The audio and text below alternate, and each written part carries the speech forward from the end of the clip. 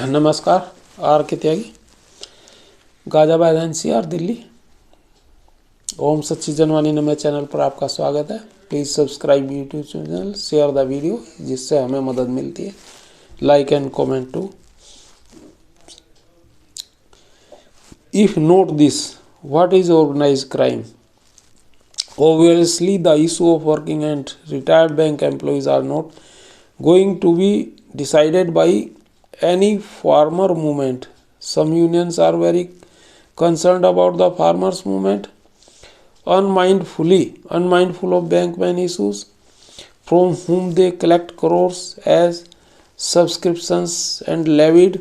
For years, the unions have grabbed away subscription and levies from retired bank employees, but when they are demanding pension revision or their health security, both have been ignored for more than 3 decades. The unions did not spare from cheating the working bank employees from whom they are collecting subscriptions every month and levy amounts every 5 years. Bank employees are struggling with their problems. Leaders still see prosperous only subscriptions and levies. It's been 3 months since the wage increase MOU was agreed upon, but unions are running away from signing the agreement. The reason is clear: if the settlement is done late, then more arrears will be received and more arrears will result in higher levy from the members. This is character of today's bank unions. Pension scheme updation. Pension scheme is integral part of service conditions. There have been continuous improvements in wages and services conditions, but there have never been any reform in the pension scheme. There have always been adverse changes. Pay revision happened 6 times, but pension revision never happened ever once, since there was a policy of pension updation along with pay revision. The pension of the pensioners for 1 January 1986 and 31st October 87 got updated while implementing the pension in the light of 5th agreement. The bank pension scheme is linked to the Reserve Bank of pension scheme. Pension revision has been done in the RBI but not in other banks. Why? Who will get it done? There is money for wage revision, but there is no money for pension revision. This is the shameful argument of the unions. Pension revision is the right of pensioners. The unions have been making unethical and illegal compromises with the rights of the pensioners. Health insurance. From 2012 till over 2,50,000 pensioners died without treatment. The DFS letter dated 24th February 12 of welfare funds allocations advises to provide health insurance to working and retired both from the allotted welfare funds. Despite this, till date health insurance of retired bankmen has not been done in banks. The unions remained deliberately silent till now. More than 2,50,000 bank retirees have been died due to lack of health facilities. Even today, out of 7.7 lakh retirees, only 1.2 lakh are insured. 7.7 lakh retirees में 1.2 लाख ही का insurance हो पाया funds की कमी की वजह से और महंगी इंश्योरेंस की वजह से। तो ये है कहानी। The remaining 6.5 lakhs are without health insurance. 7.5 lakh बिना इंश्योरेंस के हैं। Insurance premium has become equal to 1 to 3 months pension. Who is the responsible for this? According to the recommendations of the Khandelwal committee, 25% of the welfare funds is to be spent on health insurance of retirees. Who ate this amount? There are representatives of employees, officer unions on the welfare committees of banks.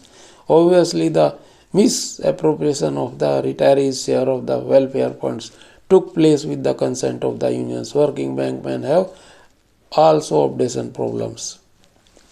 The issue of pension updation concerns all those employees and officers who have joined the bank's service up to 30th April 2010. Pension updation is policy matter. Pension updation has been done in Reserve Bank, NABARD, etc. Bank Employees Pension Regulation 1995 are similar to RBI Pension Regulation 1990. Under RBI regulations, RBI pension has been updated till 31st October 17, but on demand of pension updation in other banks, IBA says that there is no provision for pension updation in the regulations. The clause is there. IBA yet is doing the working of throwing dust in the eyes of the unions are silent. This is also the fight of those who are still working in banks and are adopting a silent approach. What is special allowance for? What is special allowance? What is the it for? For which special purpose was it started and is being increased in every agreement? Special pay given to employees once known as special allowance requires some extra work over and above the normal routine work. It is still there today. From 1st November 12, a fixed percentage of the basic pay on the basis of which pension is calculated was deducted and taken out of pension calculation by naming it as special allowance.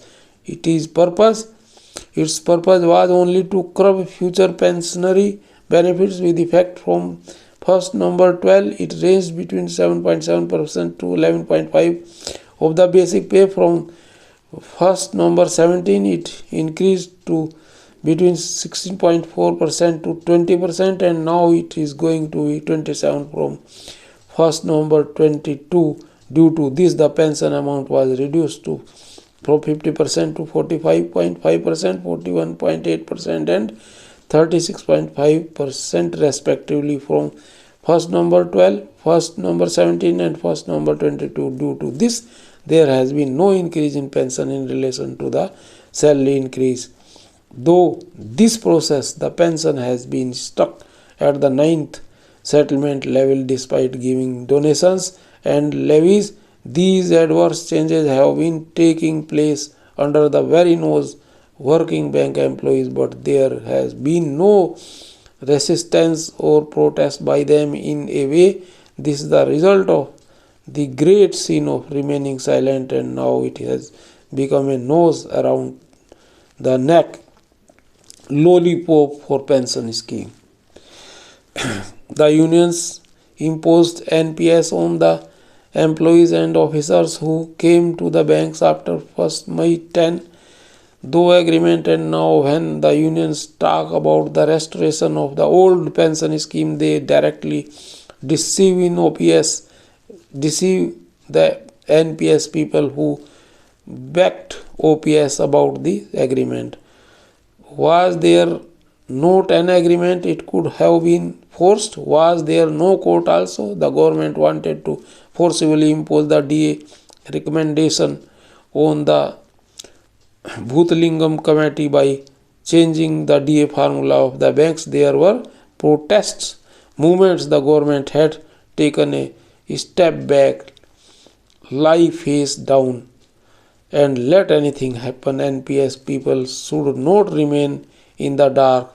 This is the rhetoric of the unions. Don't think of fighting until the old pension comes under the central services. Be aware the cunning of unions, daily workers, daily wagers.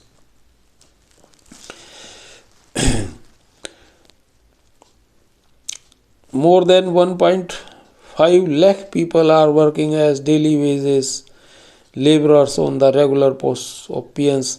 They have been working for the last 10 to 15 years. Labor laws are being floated in government banks regarding daily wage laborers. They are not being paid even minimum wages. Union leaders land at an airport and take off from there. The time in between is spent in 5-star hotels, restaurants, and bars. They do not see daily wage laborers. What about the appointment of the workmen, officer, directors?